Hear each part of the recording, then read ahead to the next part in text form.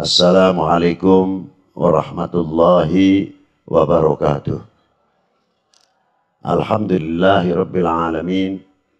Wassalatu wassalamu ala asrafil anbiya wal mursalin wa ala alihi wa sahbihi ajma'in, amma ba'du.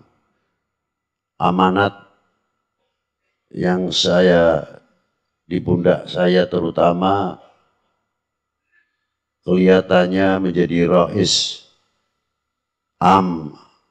dalam sufi internasional ataupun rais dalam negeri sendiri bukan suatu kebanggaan, tapi amanat yang sangat besar di pundak kita semuanya. Sebagaimana kita bercermin, kita yang merasa kecil begini merasakan beratnya bagaimana baginda Nabi Sallallahu Alaihi Wasallam mendapat tugas, mendapat perintah dari Allah Subhanahu Wa Taala dalam mensyiarkan risalah sehingga melahirkan risalah rahmatan lil alamin, membangun keintelektualan umat, melahirkan ilmuwan dan sebagainya dan sebagainya. Tugas ini tidak semudah itu. Ma'asyiral muslimin al-hadirina rahimakumullah. Sekarang sangat diperlukan sekali apa sebenarnya tasawuf tersebut. Kemungkinan masih banyak memahami dalam dunia tasawuf kalau orang tasawuf itu pandainya duduk, pandainya muter tasbih, kurang peduli, sehingga jarang orang yang mau masuk tasawuf, karena orang kalau sudah masuk tasawuf takut kepada dunia. Pemahaman-pemahaman ini perlu kita luruskan. Apa sih sebenarnya tasawuf? Tasawuf adalah pembersih, tasfiyatul qulub, bagaimana hati kita ini selalu bersih. Kalau kita cara lahir, kita mandi, ada airnya. Tayamum, ada debunya. Mau cuci muka, ada airnya. Kapan kita setiap hari tidak lepas akan membersihkan fisik. Dari mulai mandi, sampai wudhu, sampai cuci muka. Tapi kapan kita akan membersihkan hati? Dengan apa cara membersihkan hati? Jelas peranan tarekoh di sini sangat diperlukan sekali. Yang tidak terlepas dalam dunia tarekoh ada tasfiyatul qulub untuk membersihkan hati dari penyakit-penyakit yang sangat luar biasa. Kalau penyakit yang di luar kita jelas tahu, andai kata itu kena kanker ataupun kena penyakit yang lain, tapi penyakit hati siapa yang tahu di antaranya? Takabur, dengki, hasud. Tidak senang kalau melihat orang senang, tapi hatinya senang apabila melihat orang itu susah. Ada lagi oknum mungkin senang kalau melihat negara ini pecah belah, rakyat tidak akur, rame dan gembira sekali. Ini penyakit-penyakit hati yang sangat mengerikan. Dari itu, apa yang bisa membersihkan adalah dunia tasawuf dengan melalui tasfiyatul qulub. Jika kita mengganti sifat-sifat yang kurang baik di dalam hati kita ini dengan kalimah La ilaha illallah Sayyidina Muhammad Rasulullah Sallallahu Alaihi Wasallam. Nur yang akan masuk di tiap seluk tubuh hati manusia akan mewarnai pancaran cahaya ilahi. Tidak cukup di dalam hati saja. Cahaya itu akan mewarnai sampai pola pikir, otak kita, akal kita.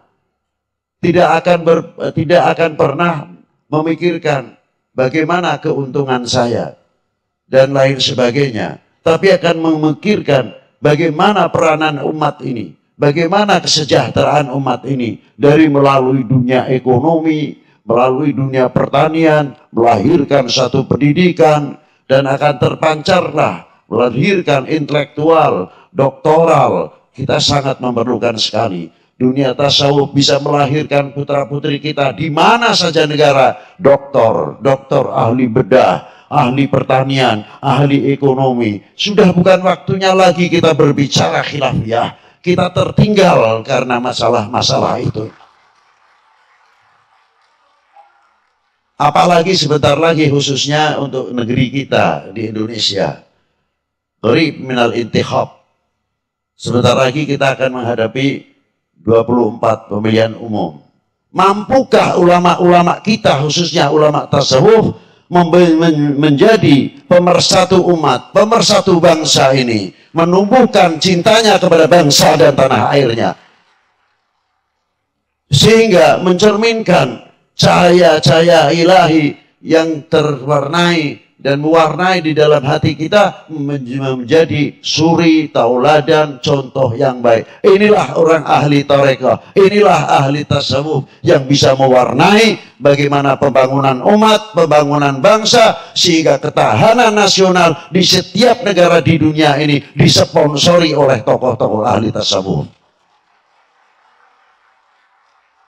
Dari dunia ekonomi, dari dunia pertanian, tidak cukup dari itu, sampai dunia ketahanan dan pertahanan nasional, pasti ulama-ulama dimanapun negara dengan cintanya kepada tanah airnya, pasti akan menjadi contoh yang luar biasa. Yang kedua, paling tidak akan menjalin hubungan silaturahmi antara ulama, ahli tasawuf di manca dunia ini. Mana yang saling kita bisa menguntungkan di antara sesama kita, sehingga melahirkan kesejahteraan umat yang tertantang waktu sekarang ini, apalagi kelak yang akan datang. Bagaimana kita memutar roda ekonomi, dunia pesantren, dunia pendidikan, mempunyai sumber-sumber ekonomi, sumber-sumber dunia pertanian, sehingga kemandirian apa yang ada di dalam dunia pesantren, dunia pendidikan tidak biasa ketergantungan, tapi mandiri, mampu tangan di atas, bukan tangan di bawah. Itu terutama. Maka dari itu, ma'asyiral hadirin rahimakumullah, disinilah kepentingannya kita berusaha bahwa dunia tasawuf bukan ahli duduk saja atau mutar tasbih, ternyata ahli tasawuf seorang ekonom.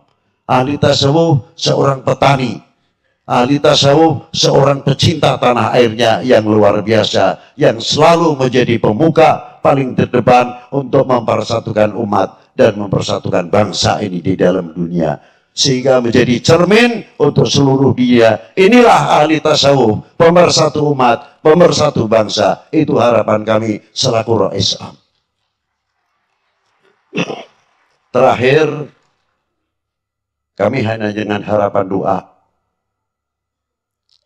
Diberi kekuatan yang pertama, ulama-ulama ini semuanya ini diberi kekuatan zahiran wa batinan dalam mengayomi umat di daerah atau negerinya masing-masing. Dan kita ucapkan selamat jalan, dan jangan selamat jalan terus pulang, tapi pulang untuk kembali lagi ke Indonesia. Bukan berarti tawaf wada, tapi karena cintanya sesama kita, khususnya untuk Indonesia.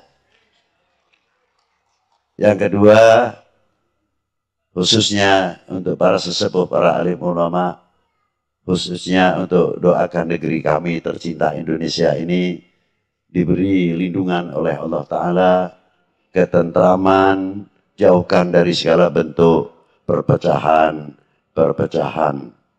Saya sering memberikan contoh orang-orang yang sudah mati. Kalau di Mesir kita bisa melihat bagaimana Ras Al-Imam Hussein, Sayyidah Zainab, Rabi'ah, Sayyidah Ruqayyah, Umi Kalthum, dan Sayyidah Nafisah At-Tahirah. Kalau kita melihat di Mesir yang ziarah luar biasa, bisa menghimpun datangnya keuangan kepada beliau. Padahal yang didatangi adalah orang yang sudah mati, mampu mendatangkan uang, mampu mendatangkan sebab kesejahteraan umat. Kalau di Indonesia Wali 9, di mana Wali 9 di Indonesia makamnya membangun ekonomi kerakyatan yang sudah meninggal 500 tahun, 400 tahun, bisa mempersatukan umat, sekali lagi bisa membangun ekonomi kerakyatan. Tapi kita ini yang hidup sudah sejauh mana di dalam mempersatukan umat, di dalam mempersatukan bangsa ini hingga bisa membangun. Apakah kita ini kalah dengan orang mati? Wassalamualaikum warahmatullahi wabarakatuh.